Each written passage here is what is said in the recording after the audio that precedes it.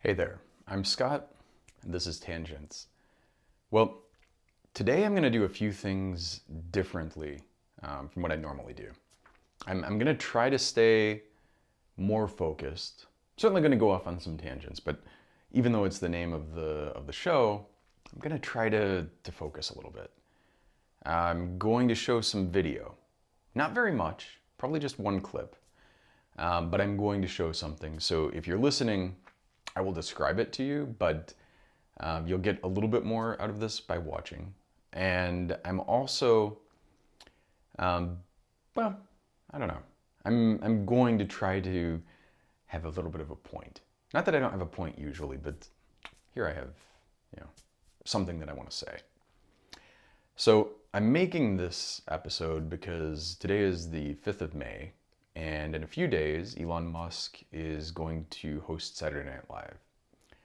I have some feelings about that. I don't really give that much of a fuck, honestly, about SNL. I did watch it a lot when I was younger, and I'm not one of these people that says, oh, it used to be so good. I think throughout its history, it's had good and bad, and it's one of these things where, it's the standard nostalgia problem. You look back on a 5 or 10 year period, and there are all of these episodes, and you're remembering the highlights, and you kind of forget about all the shit that just sucked. There was plenty of stuff that was garbage and worthless in the early 80s, or any other period that you might try to say that was the golden era. It's fine. It's all hit or miss. There are certainly seasons that are better than others, or they have players who are better than others, but overall, pretty standard. I don't think it changes that much. Musk, I've talked about before, and I have a lot of mixed feelings about the guy. I'll say I own a Tesla. I like certain things about it. I say very hesitantly. I do kind of regret buying it, to be honest. Before the Tesla, I had a Prius, and it was my second Prius. Up until that point, I was changing cars every couple of years, and just get a new car, and then a couple years later get a new car. Not the most efficient thing to do, but it's nice to have a new car. But I went off, started my own business, and money was a little tight, and I didn't want to waste a ton of money on getting a new car, which was an indulgence. The Prius lasted a long time. It lasted, I don't remember if it was, I think it was like 250K miles. It was pretty decent amount of time. It did finally die, essentially. The head gasket was blown on the engine. It had other things that really needed repair. Just to get it running again was going to be like $5,000, and to really have it in good working order would have been like $10,000. And you start doing some math, and you're like, well, okay, down payment on a new car versus $10,000 for this, and it's like, I ended up getting a new car, and I probably, in retrospect, should have got another Prius. It would have been my third Prius. There are some things I don't like about the new ones, but still, they're pretty good cars. I still actually highly recommend them. There is a problem, of course, that, even when I got the Tesla, I knew Musk was, problematic, let's just say. Terrible with labor, idiotic with some of the things that he says and believes. A lot of really bad things about him. And again, I regret getting the car. Nice indulgence, but overall regret. So, I get the car, and despite knowing this stuff, and then he bought a fuck ton of Bitcoin. And I've been a little bit vocal about Bitcoin before, but just to recap in very brief, by my standards, brief order, Bitcoin is ridiculously inefficient. It's terrible as a currency. You could argue it's a commodity. It basically generates a false kind of scarcity. So it works as a commodity for that reason. But not very efficient. If every Bitcoin transaction uses something like 3,000, currently, like 3,000 miles of my Model S, which is to say, like, my Model S has 3,000 miles of range, and you bought a cup of coffee with Bitcoin. Same amount of energy wasted. Yeah, or wasted depending on you think 3,000 miles of driving is a waste. That's crazy. It's fucking insane. And this is not something that's going to get better. It's something that literally by design in the architecture of Bitcoin, it is made to be inefficient and it's made to scale so that it becomes increasingly inefficient as computers get increasingly powerful. In fact, it's necessary for the design because if it wasn't that way, then the value of Bitcoin would deflate over time and it would approach zero asymptotically. So it's literally baked into the blockchain and the whole idea of the system. So, and you look at this in comparison to, say, a standard credit card resolution system, which is a distributed database and web services, this kind of stuff. In terms of transaction throughput, number of transactions it can handle per second, and especially if you start looking at like per second per unit of energy or things like this, Bitcoin makes no fucking sense. It is crazy bad. Even if you like the kind of like broad strokes idea of, oh, this is annoying as fuck. I have no time. I have like a tiny window here and I'm using my phone to record this. I'm gonna get a camera just because of this, because it's like, I set aspirational alarms. So I have a 7:30 alarm set because I have an 8 o'clock meeting today, which means I have a 20-minute, I have like 20 minutes to finish this up. It was set on my phone and I'm up. I've been up since fucking 4 a.m. I have insomnia. It's a thing. And the phone is so dumb that, and obviously like the phone is intrinsically dumb. Apple, fucking fix your shit. I've been up since 4 o'clock and your phone doesn't know. I've got my watch, I've got my phone, just fucking realize I'm recording something. I've been up for hours.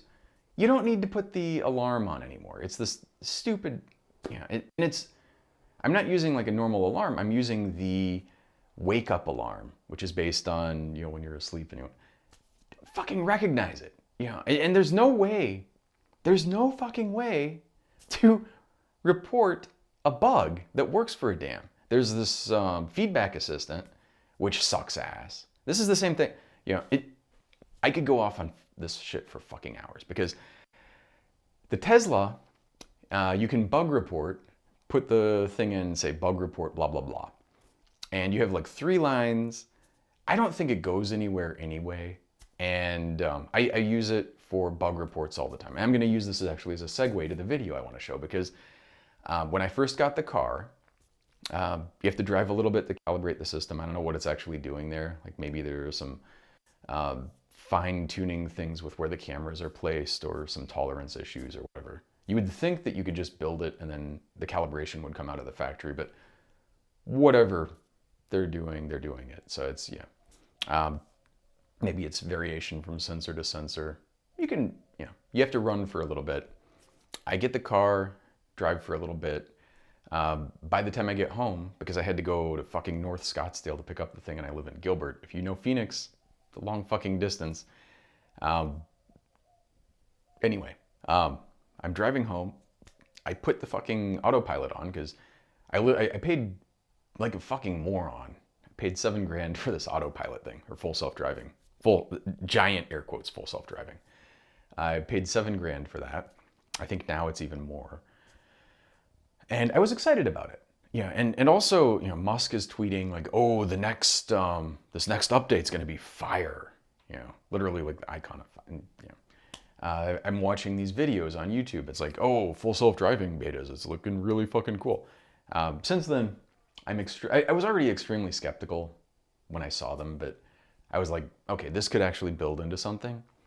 Now that I've had some experience with the car and I've watched these videos more, I have serious doubts about their ability ever to actually converge on this.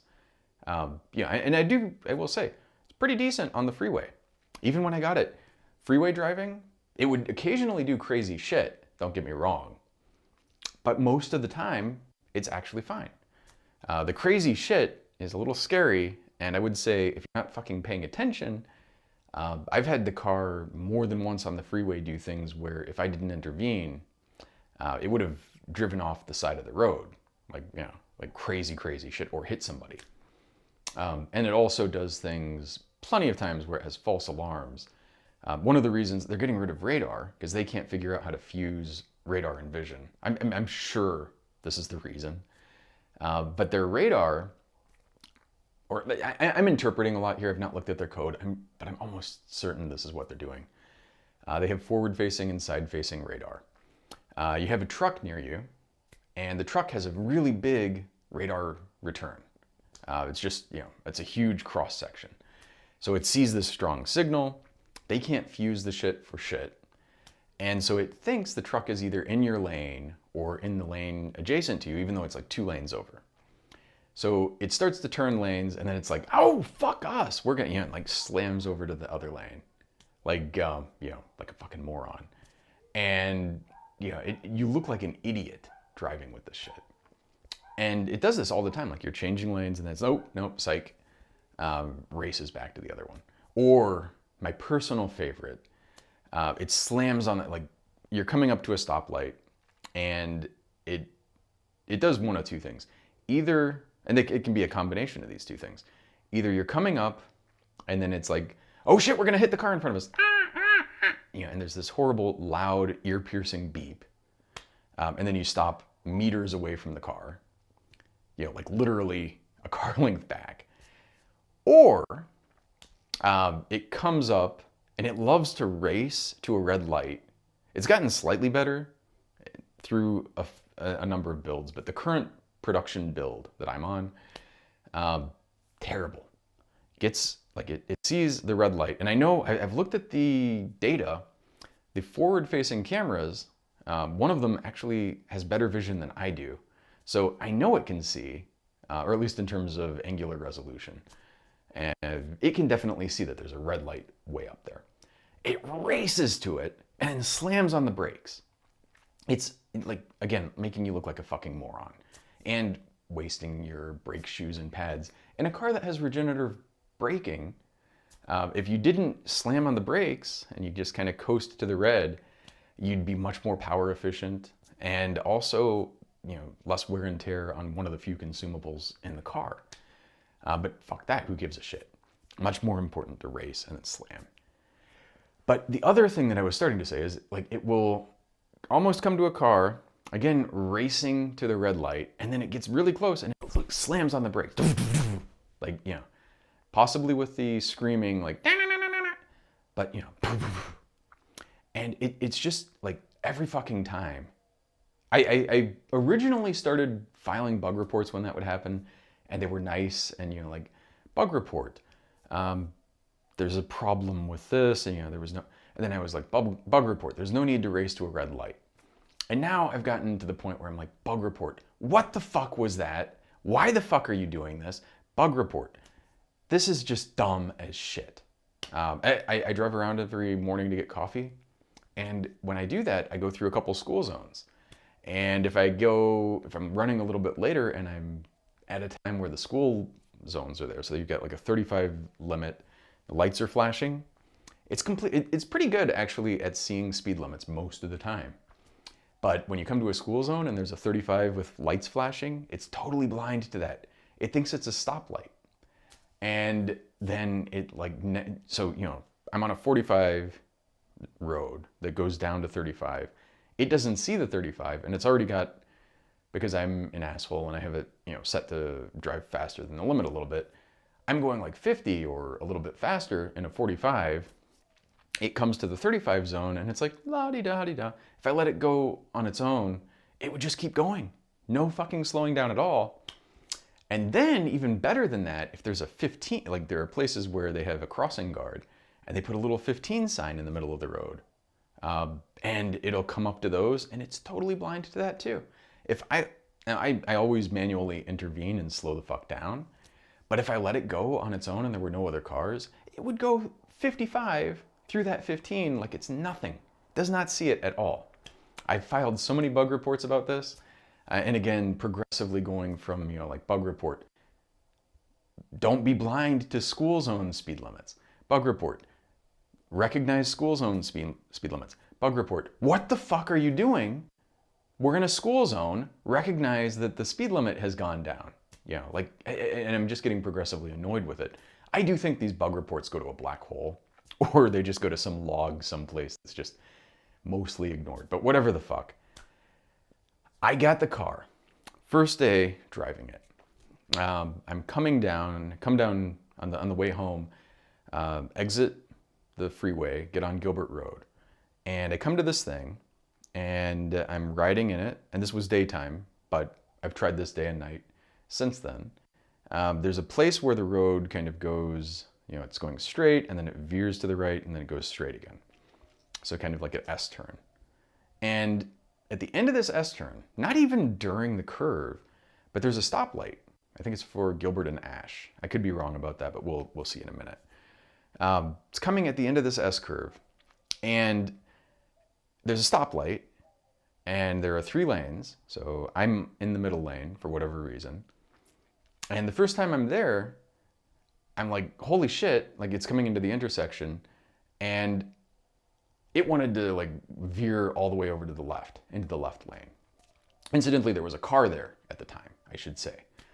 Now, I intervened, kept it from doing that, and I filed a bug report, and yeah, I kind of thought at a certain point, maybe I'm just freaking out here for no reason. Maybe it's not, you know, Scott, maybe it's just doing what it's gonna do, and doesn't really, you know, you're just reading into it, Scott. It's not really this bad. Well, I gotta tell you, I, since then, have gone down, and not just this intersection, there are many intersections with the same pattern, S-curve, intersection, and when I'm going down them, sometimes I'll go down and there's no traffic around. So I just let it go on its own, see what it does. It fucking goes, you know, middle lane, somehow connects the middle lane to the left lane, veers very quickly in the fucking intersection into the left lane, and then drives in the left lane like nothing is wrong. I'm going to show this video. So watch this. This is Ash. I'm on Gilbert, and then, holy shit, it just went from the middle lane to the left lane. Did you see that? And this is just an example. And don't think I'm cherry picking this. I didn't want to record a shit ton of them and make a medley because it's a pain in the ass to do. You know, each time I do this video, I've got to kind of like pull the data off of the car and sync up with my recording, and I have to make my recording, and also I have to find times where I can actually go and safely be like, you know, relatively clear road, because this is a dangerous maneuver and stupid. You know, and I just wanted to show it for demonstration purposes, but trust me when I say it does this all the time. I filed a bug report in like December. I filed bug reports in January and February and March, April, and now it's May, and it's still doing the same thing. There have been a ton of builds since then, still the same thing. As far as I'm concerned, they're not even trying here. It will do things like if you're in this one is lovely. You're in a straight, like 3-way thing, and there's a light, and then not even like a real major shift or anything, but it gets confused in the intersection, and instead of going straight and connecting directly to the lane ahead, it'll veer over to the right or veer over to the left, and then do, you know, like veer back, and just does crazy shit again. It's not good. You know, now I understand I don't have the full self-driving beta. I just have the production build of this stuff. And I watch these full self-driving videos, which I encourage you to do.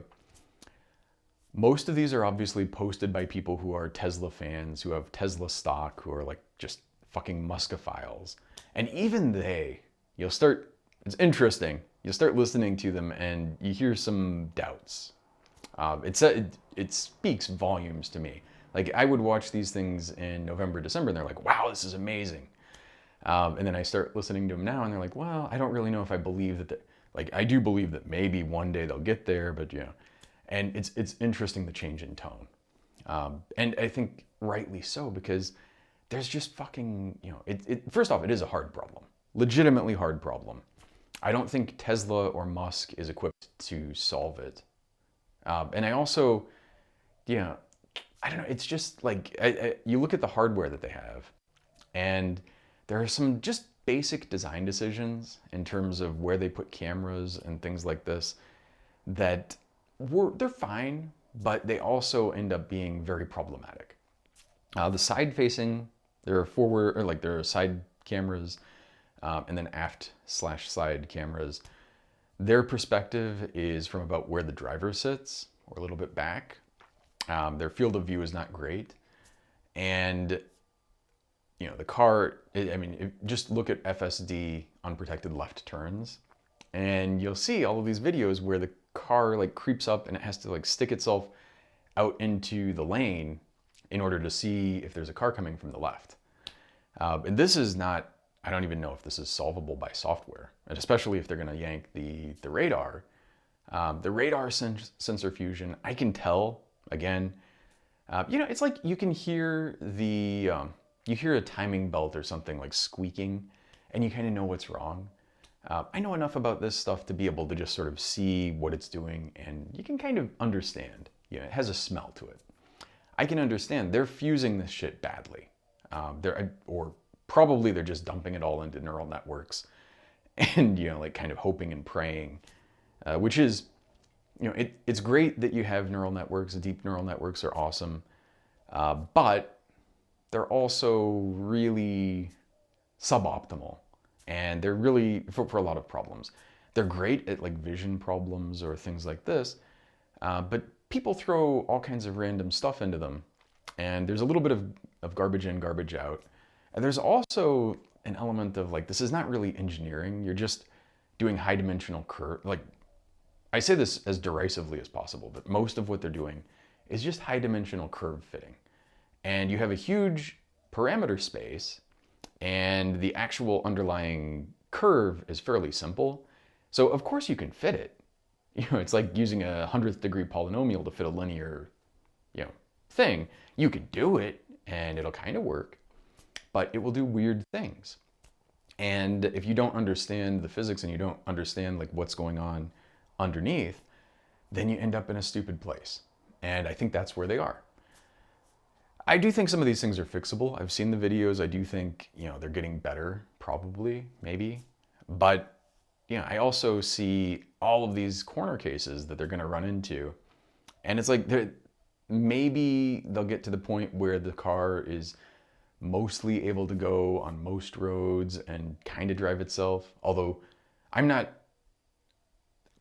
horrified a little bit of when they really roll this stuff out, because it's good enough on the freeway again to almost make you complacent, and then it does something completely fucking batshit.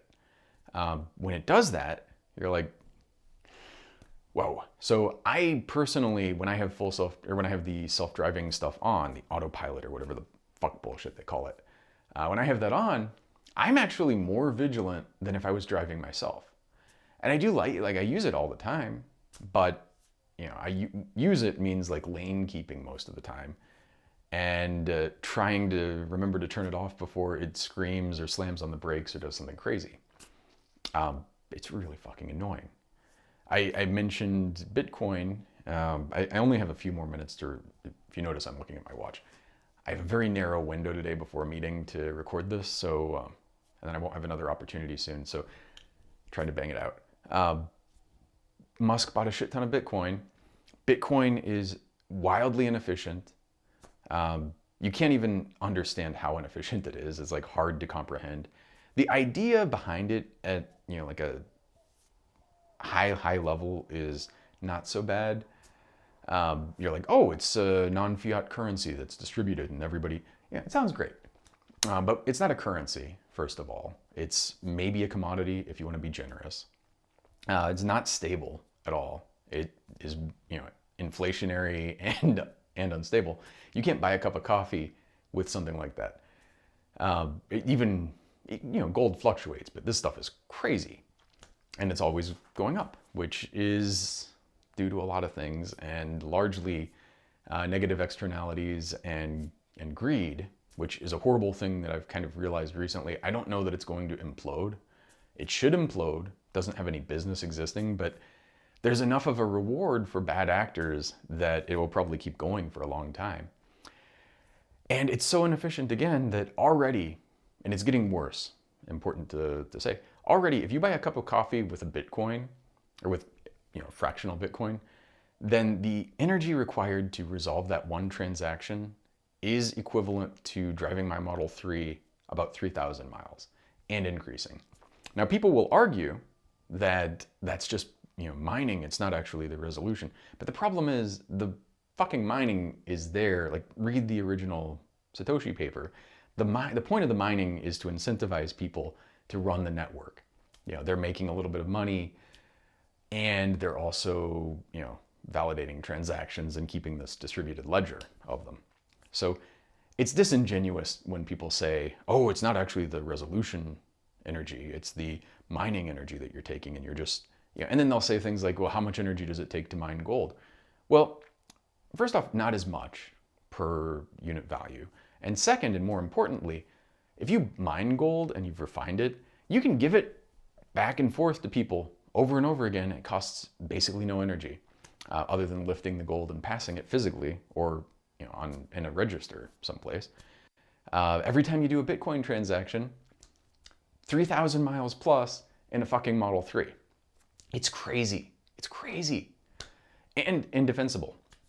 Bitcoins, that one fucking Tesla Bitcoin purchase basically obviates the entire Tesla fleet. I've done the math on this. It's like, I might as well be driving a fucking SUV rather than a car that gets like into the 130 mpge, allegedly. Anyway, I am already late for my meeting, so I've got to bounce. Hopefully this was interesting. Hopefully stayed relatively on target. And with that, thank you very much, and 再见.